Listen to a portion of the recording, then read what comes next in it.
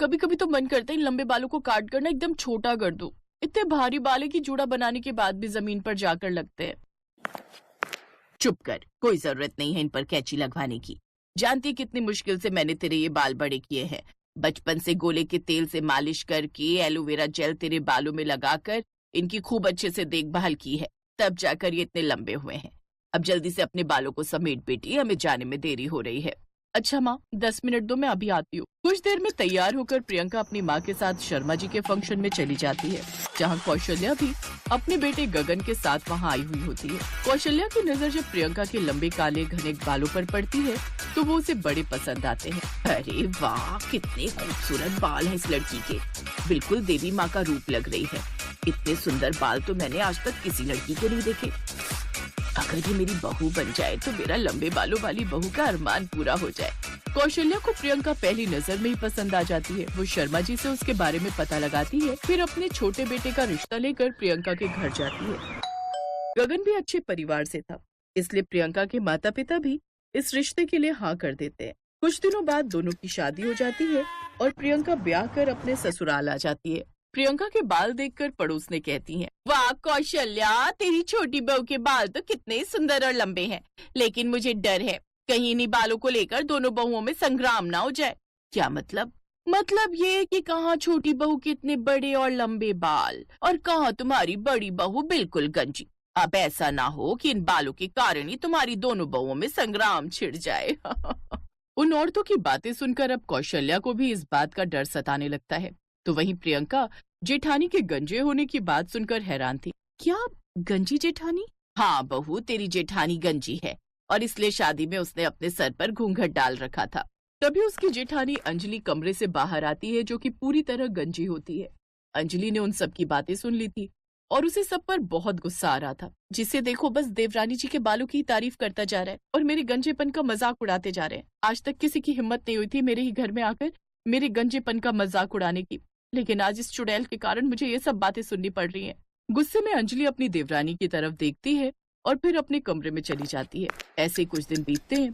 एक रोज गगन ऑफिस से घर लौटते वक्त अपनी बीवी के लिए गजरे लेकर आता है। ये लो डार्लिंग, ये तोहफा तुम्हारे लिए।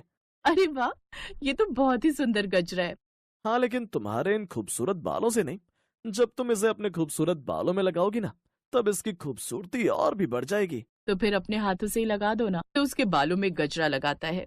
दूर खड़ी अंजलि की नजर उस पर जाती है तो वो गुस्से से भनभनाते हुए अपने कमरे में जाती है। क्या किस्मत है उस देवरानी की, एक तो ऊपर वाले ने इतने लंबे खूबसूरत बाल दे दिए, ऊपर से इतना प्यार करने वाला पति। देखो जरा बाहर जाकर कैसे प्यार से उसके लिए गजरा लेकर आए है और उसके बालों में लगा रहा है। तो तुम क्या चाहती हो, मैं भी तुम्हारी इस टकली टाट के लिए फूल लेकर आऊं? अरे जब वो इस खेत पर टिकेंगे नहीं तो क्या फायदा लगाने का। तुम बिना अच्छा मजाक कर लेती हो। मदन हंसते हुए वहाँ से चला जाता है। शादी के इतने सालों के बाद भी मदन ने कभी अपनी बीवी का मजाक नहीं उड़ाया था, लेकिन आज लंबे बालों वाली देवरानी के घर में आते ही अब तो वो भी उसका मजाक उड़ाने लगता है, जिस कारण अब अंजलि और भी अपनी देवरानी से खिंची खिंची रहने लगी। कुछ ही दिनों में दोनों में मनमुटाव भी होने लगे, जिस कारण कौशल्या ने समय रहते दोनों बहुओं का बंटवारा कर दिया। अब देवरानी घर के ऊपरी हिस्से में और गंजी जेठानी घर के निचले हिस्से में रहने लगी। एक रोज उन सबको किसी शादी में जाना था। कौशल्या काफी देर से हॉल में खड़ी दोनों बहुओं का इंतजार कर रही थी। ओफो बहुओं, अब आ भी जाओ, कितना वक्त लगाओगी? माँ जी, वो बाल संवारने में। हाँ हाँ रहने दे बहू, जानती हूँ तुझे तो वक्त लग ही गया होगा, लेकिन इस मुई गंजी को क्यों इतनी देर लग गई? इस टकले को चमकाने में क्यों देर हो गई तुझे? तुझे तो बल्कि जल्दी से तैयार होकर अपनी देवरानी की मदद करनी चाहिए थी।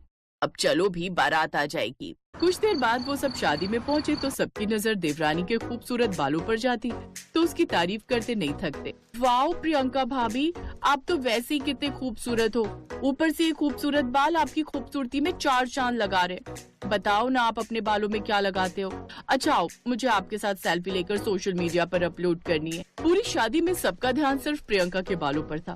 सब उसे ही घेर कर खड़े थे। अंजलि भले ही जेठानी थी, लेकिन फिर भी उसे वो इज्जत नहीं मिल रही थी जो उसकी देवरानी को मिल रही थी। अब प्रियंका के लिए उसके मन में नफरत और भी बढ़ गई। उस रात घर आकर वो भी चैन की नींद नहीं सो पाई। बड़ा घमंड है ना इस देवरानी को अपने इन लंबे बालों पर। अब इसे ऐसा मजा चखाऊंगी कि ये भी याद रखेगी। अगले दिन वो ऊपर अपनी देवरानी के कमरे में जाती है और उसके बिस्तर पर च्युइंगम चिपका देती है। कुछ देर बाद जब देवरानी रसोई में काम करके अपने कमरे में कमर सीधी करने के लिए लेटती है तो उसके बालों में च्युइंगम चिपक गई। आ आ अरे ये क्या, मेरे बाल ये चिपक कैसे गए? माँ जी, माँ जी। कुछ देर बाद वो दोनों वहां आती हैं। माँ जी देखिए ना, मेरे बालों में च्युइंगम चिपक गई। ओह नो, लगता है अब तो आपके बालों को कटवाना पड़ेगा देवरानी जी। मैं अभी कैंची लाती हूँ। नहीं नहीं, उसकी कोई जरूरत नहीं है, तू 2 मिनट रुक बहू, मैं अभी आई। सास फ्रिज से बर्फ लेकर आई और प्रियंका के बालों पर लगाकर उस च्युइंगम को छुड़वा दिया। ओह नो, इस बुढ़िया ने तो ये प्लान चौपट कर दिया।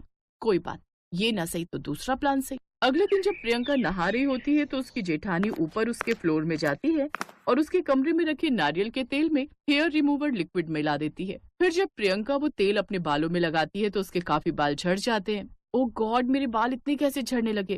तेल की एक्सपायरी डेट तो ठीक है। हो सकता है प्रियंका कोई मिलावटी तेल आ गया हो। ऐसा करो, ये बोतल तुम फेंक दो, मैं कल ऑफिस से आते हुए नया तेल ले आऊंगा। ऐसे ही कुछ दिन बीत जाते हैं। अंजलि हर वो प्रोडक्ट यूज करती जो प्रियंका यूज करती थी, लेकिन फिर भी उसके सर पर बाल नहीं आते थे। अपने टकलेपन से अब वो परेशान हो चुकी थी और अपनी देवरानी के लंबे बाल देखकर भी। इसलिए अब उसने फैसला किया कि अब वो कुछ ऐसा करेगी जिससे उसकी देवरानी के सारे बाल ही खराब हो जाए और उसे अपने बाल कटवाने पड़े। फिर अगले दिन जब देवरानी ऊपर अपनी बालकनी में अपने बाल खोलकर बैठी थी तो नीचे खड़ी गंजी जेठानी के मन में एक विचार आया। अब आज देवरानी के लंबे बालों का ये आखिरी दिन होगा, अब आएगा मजा। अंजलि तुलसी में दिया जलाने के बहाने दिया लेकर बाहर आई और अपनी देवरानी के लंबे लटकते हुए बालों के पास वो जलता हुआ दिया रख देती है, जिसके चलते धीरे धीरे प्रियंका के बालों में आग लगने लगती है और उसके बाल जलने लगते हैं। प्रियंका संभालो खुद को। कौशल्या वहां आती है और अपनी बड़ी बहू को जोरदार थप्पड़ मारती है। अच्छे से जानती हूँ ये सब तूने जानबूझकर किया है। ये आप क्या कह रही हैं? मैं भला ऐसा क्यों करूंगी? क्योंकि तू उसके लंबे बालों से जलती है और ये बात प्रियंका को बहुत पहले ही पता चल चुकी थी। वो च्युइंगम भी तूने ही उसके बिस्तर पर चिपकाई थी और तेल में भी तूने मिलावट की थी। हमें तेरे पति ने सब बता दिया है। मुझे शर्म आती है तुझे अपनी बहू कहते हुए भी। तो मैं और क्या करती? जब से ये आई आप सब इसके बालों की तारीफ करते रहते और मेरे गंजेपन का मजाक उड़ाते रहते थे। अब मेरे बाल अपने आप झड़ते चले गए तो इसमें मेरा क्या कसूर है? अंजलि रोने लगती है। तभी प्रियंका उसे गले से लगा लेती है। अगले दिन प्रियंका अंजलि को लेकर बालों वाले डॉक्टर के पास जाती है और उसके गंजेपन का इलाज करवाती है, जिससे उसके बताए हुए प्रोडक्ट से अब अंजलि के सर पर भी बाल आने लगते हैं और अब वो दोनों देवरानी जेठानी खुशी खुशी रहती हैं।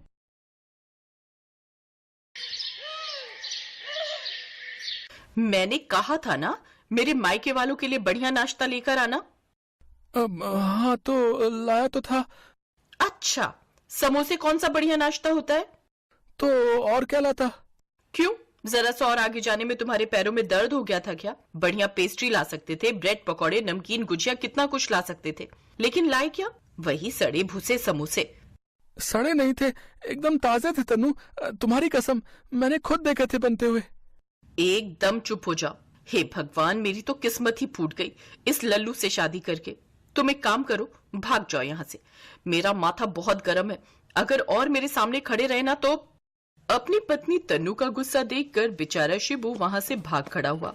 शिबू एक सीधा साधा आदमी था, पर उसकी पत्नी तन्नू बड़ी खतरनाक औरत थी।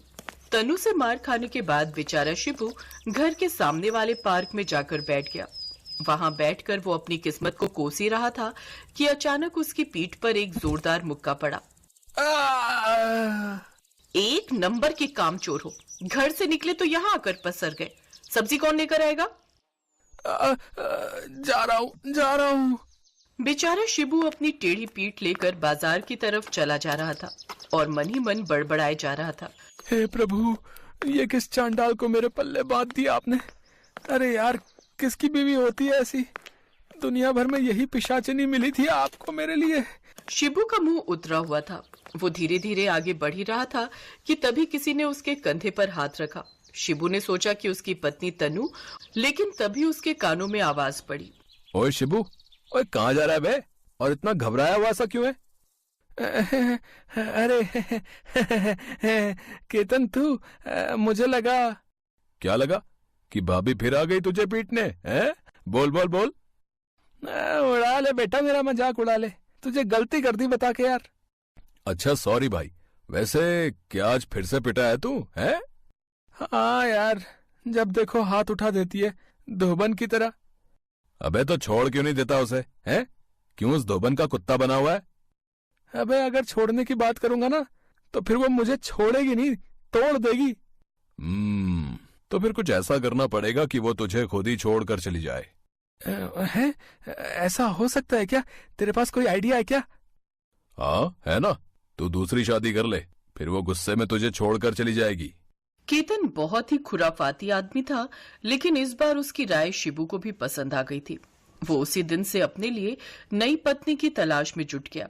फिर कुछ दिनों बाद पार्क में उसे एक लड़की नजर आई, जिसके बाल बहुत ही घने और लंबे थे। और फिर उफ, क्या लड़की है यार, इतने गहरे घने काले बाल और ऊपर से क्या प्यारी सूरत है इसकी। हाँ, यही है वो। इसी को बनाऊंगा तन्नू की सौतन। अगर ऐसा हो गया ना तो कसम से तन्नू तो जल भुनकर मरी जाएगी। ओहो, कितने प्यारे बाल हैं इसके। और एक वो चुड़ैल, गिनकर 6 बाल लिए घूमती है सिर पर है। शिबू ने उस लड़की से हाय हेलो की और फिर उसके बालों की तारीफ करना शुरू कर दिया। फिर एक दिन शिबू ने उसे शादी का प्रस्ताव दे ही दिया, जिसे मोहिनी ने स्वीकार भी कर लिया। और फिर कहाँ मर गए थे सारा दिन? तमीज से बात कर, मैं शादी करने गया था। ये देख, ये है मोहिनी, तेरी सौतन। आज से ये इसी घर में रहेगी, और अगर तुझे मंजूर नहीं तो चली जा अपने मायके। ये सुनकर तन्नू की आंखों में खून उतर आया और अगले ही पल शिबू की गर्दन उसके हाथों में थी। उधर मोहिनी अपने पति को बचाने की कोशिश करने लगी, लेकिन तन्नू ने उसे भी एक घुसा मारकर बेहोश कर दिया। तेरी हिम्मत कैसी हुई मोहिनी पर हाथ उठाने की? देख तन्नू, तू चाहे तो मार मार कर मेरी जान ले ले, लेकिन मैं अब मोहिनी से ही प्यार करूंगा। शिबू का इतना कहना ही था कि तन्नू ने उसकी गर्दन पकड़कर कि शिबू की सांस ही अटक गई। मेरे पति से दूर हट जा चुड़ैल। इतना कहकर तन्नू ने मोहिनी के बाल पकड़ लिए। तभी अचानक वो लंबी सांस लेकर बिस्तर से उठ बैठी। हे भगवान, ये क्या सपना देखा मैंने? तन्नू ने बगल में देखा तो उसका पति शिबू आराम से सो रहा था। उसने प्यार से शिबू के माथे पर हाथ फेरा। तभी शिबू भी डर कर उठ बैठा। है? कुछ चाहिए क्या, या मैं कुछ भूल गया? आई एम सॉरी, माफ कर दो मुझे। अच्छा ये बताओ, तुम्हें मेरे बाल कैसे लगते हैं? बहुत ही प्यारे, बहुत ही अच्छे। पर हुआ क्या? कुछ नहीं, आज से मैं कसम खाती हूँ तुम्हें कभी नहीं मारूंगी, पर उस केतन से दूर रहना, समझे? हैं? कौन केतन? कुछ नहीं, सो जाओ। उस दिन पहली बार शिबू और तनु एक साथ मुस्कुरा रहे थे।